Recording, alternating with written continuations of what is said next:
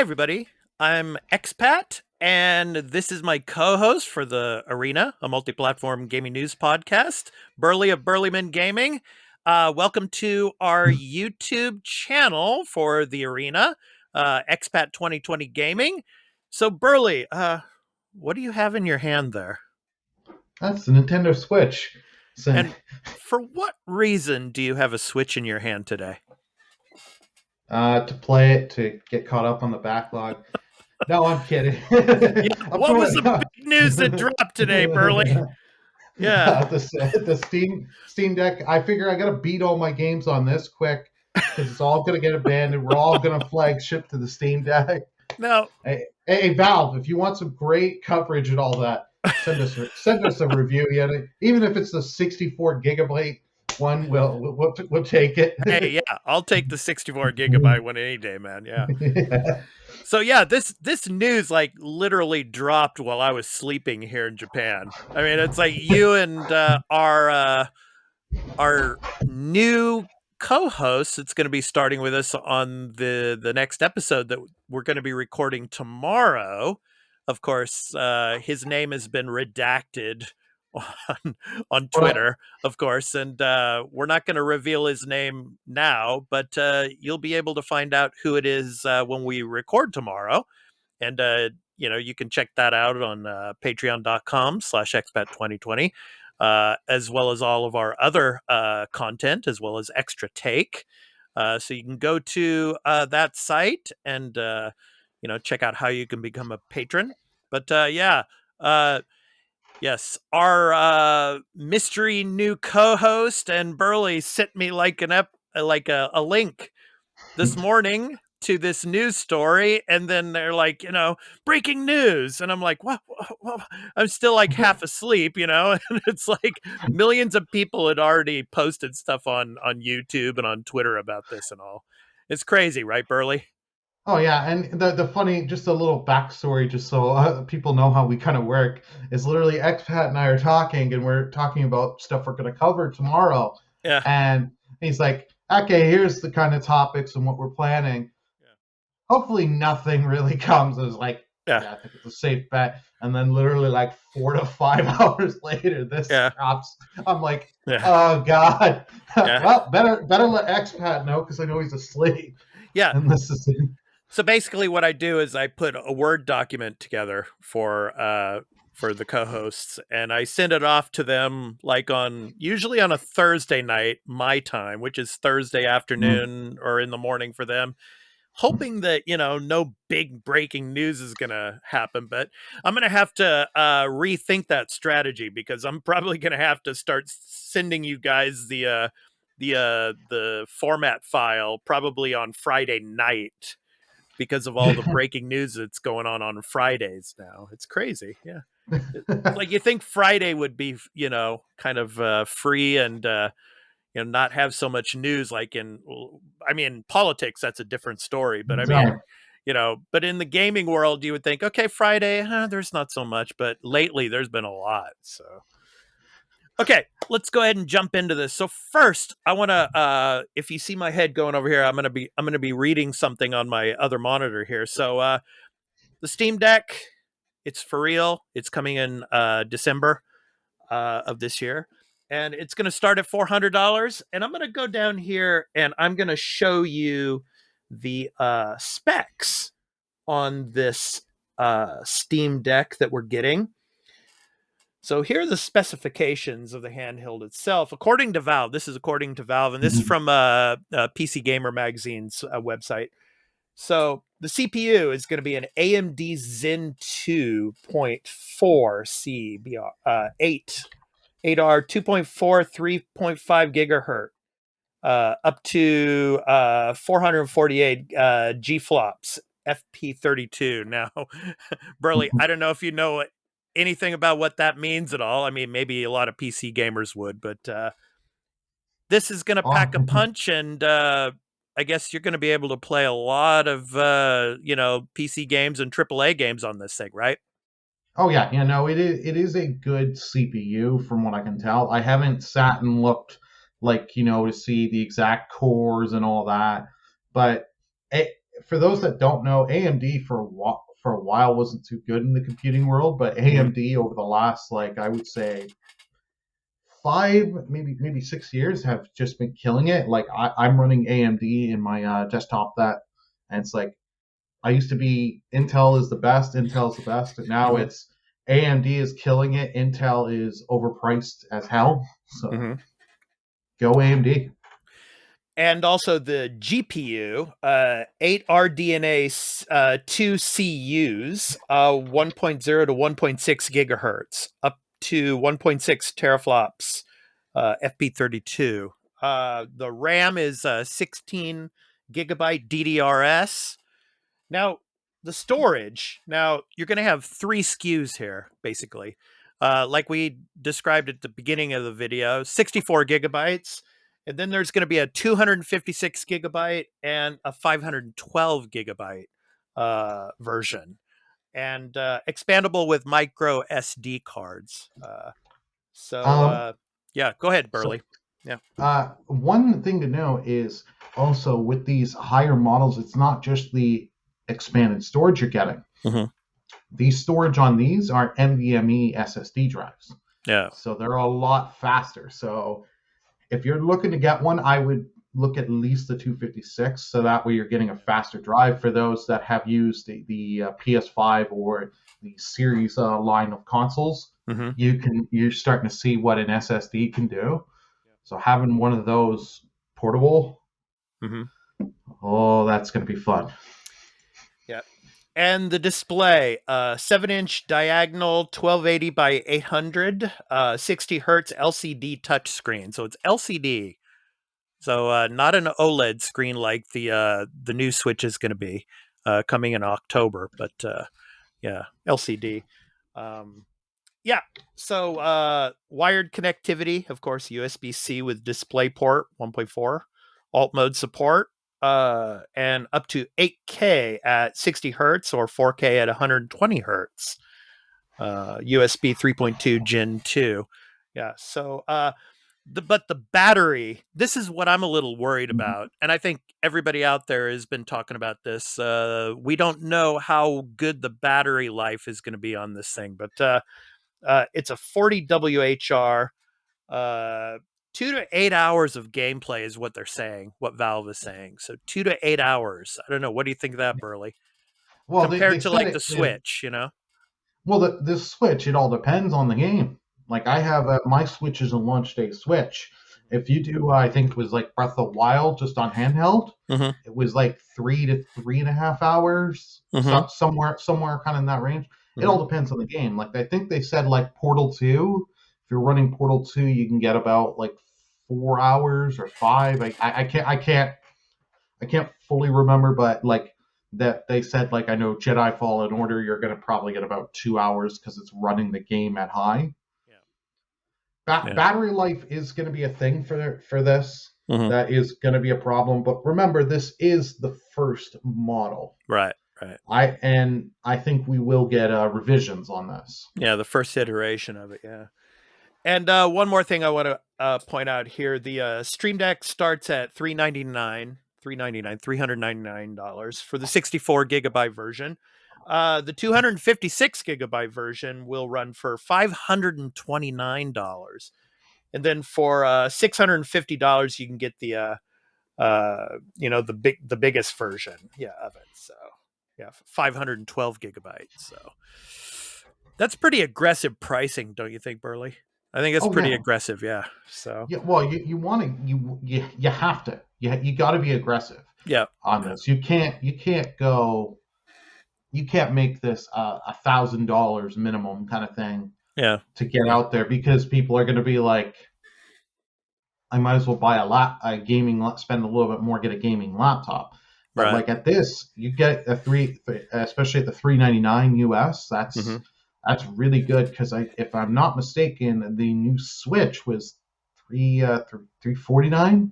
Yes, $349. Yep. Yeah, $349. So, but the nice thing with this too is it is running SteamOS, but you can install other stuff.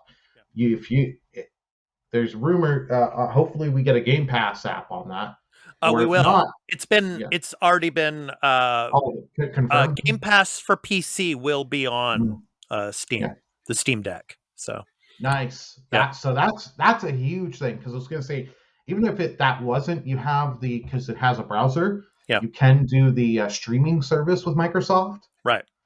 So it's like you're getting 2 sets of games on there that you can have access to, which and xCloud Gaming as well. So yeah.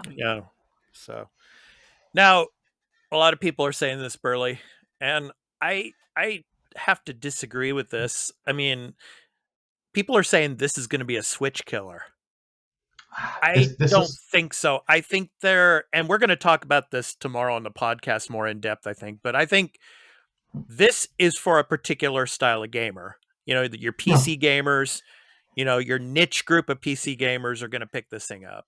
You and I will probably pick this thing up. I mean, like we were talking about, the 64 gigabyte version would probably be the best. I don't know. But I mean, Switch people, they're going to play the Marios, they're going to play the Zeldas, they're going to play the Metroids, you know, and then like here in Japan, I say this all the time. In Japan, the Switch is going to be king. It still will be king. I mean, because, you know, kids are not going to be buying a Steam Deck. Kids are going to be buying Nintendo Switches because the parents don't know anything about a Steam Deck. So, I think when it eventually gets out here to Japan, I still think the Switch is going to be the king when it comes to the handheld device. What do you think? Is it a Switch killer? It is not a Switch killer. This thing can do really well because I've got friends that they want to get a good PC in game, and then it's like, well, do I really need a giant freaking tower for this? And it's like, these are people, you don't need to have like the amazing resolution and all that. So you get this, and as they showed, you can dock it, put it into a monitor. So you get that you can work with TVs and stuff like that, modern TVs and monitors. Right. This thing will sell well because it's got a good processor, 16 gigs of RAM. Yeah. And then it's like, I'm not using Windows and all that. So it's nice. I've got a thing I can play and just have access to Steam and Game Pass games. Right. It's going to do well. It will. People thinking it's a Switch killer. It's just not. Nintendo has those franchises that will constantly sell devices all day long. Yeah, I think in the sense of people thinking it's a Switch killer, those are the type of people that have been wanting the 4K Switch but didn't get it. And now they're like, hey, we're going to have something that can run AAA games and possibly run with 4K resolution. So, you know, if Nintendo's not going to give it to us, then if Valve's going to give it to us, then we'll take it. I don't know. But I don't think it's a Switch killer. I mean, you know, you have people that play Switch games, and then you have people that are, you know, into the Steam ecosystem that are going to buy this. You know, those people that are in the Steam ecosystem and that have been playing Steam games for forever on PC, this is for them, definitely. So, yeah. But one thing I do I commend Valve that is doing right away. That some people I have seen haven't talked about is that they've said, you buy this thing, you get a case right away. Yeah.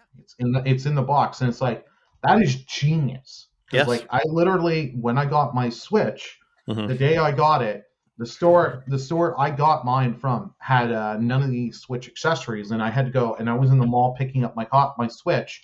I had to go to the other store in the mall. They had none of the accessories, and then later that day, I went and watched a movie with a buddy, and we went to the theater, and I was able to get this carrying case. Right. So I wanted to, because I was like, I am not going to keep my thing in a styrofoam the styrofoam thing they come, because I want to take my thing on the go, but I don't want to put it in a pocket or something, because that's just a recipe for disaster. But it's nice that Valve is like, no, you have this right now. You have a case.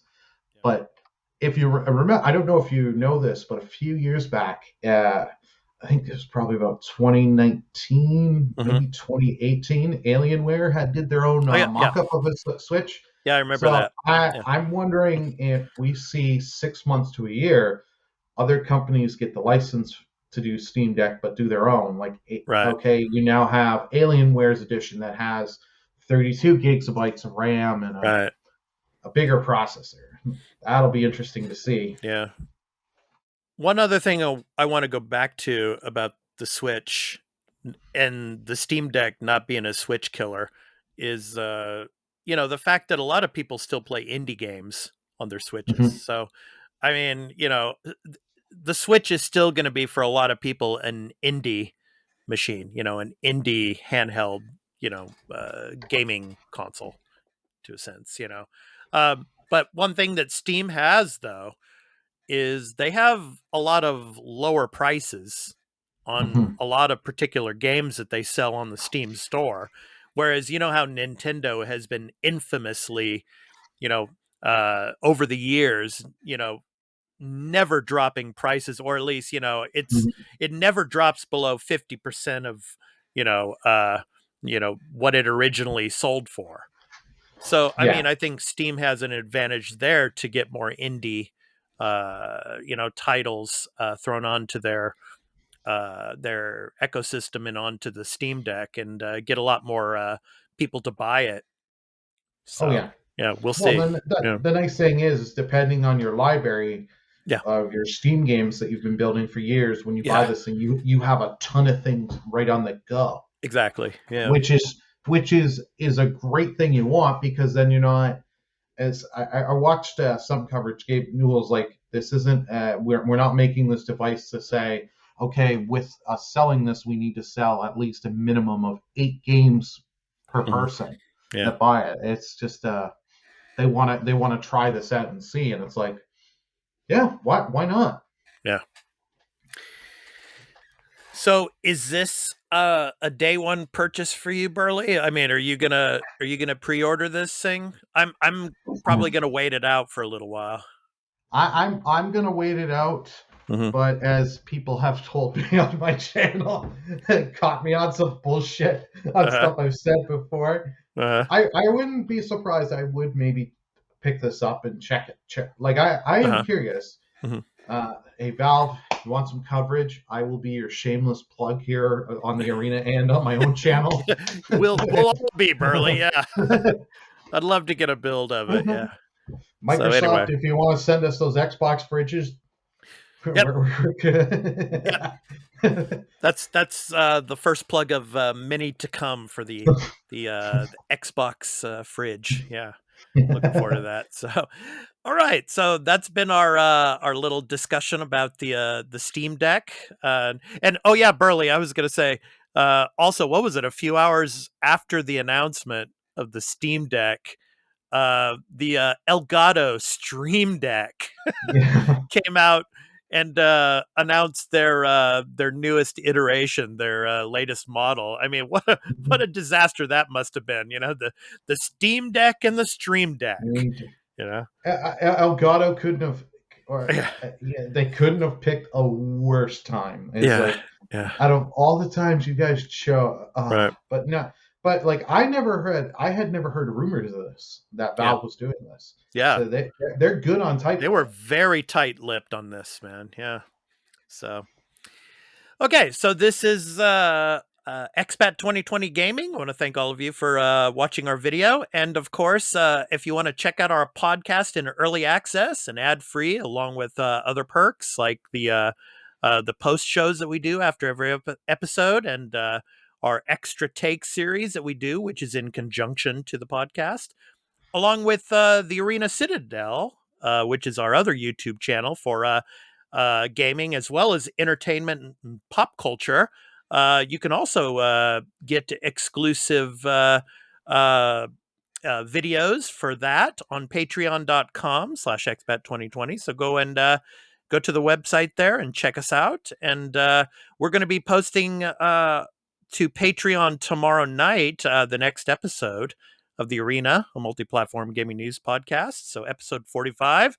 And we'll be introducing our new podcast member, on that episode. So be sure to name is redacted. Name is redacted. Yep. So be sure to check that out and listen, and you'll find out who it is. And then it's going to go up to the free feeds on Sunday. So hope you can check that out. And we'll be talking about the Steam Deck during the episode as well.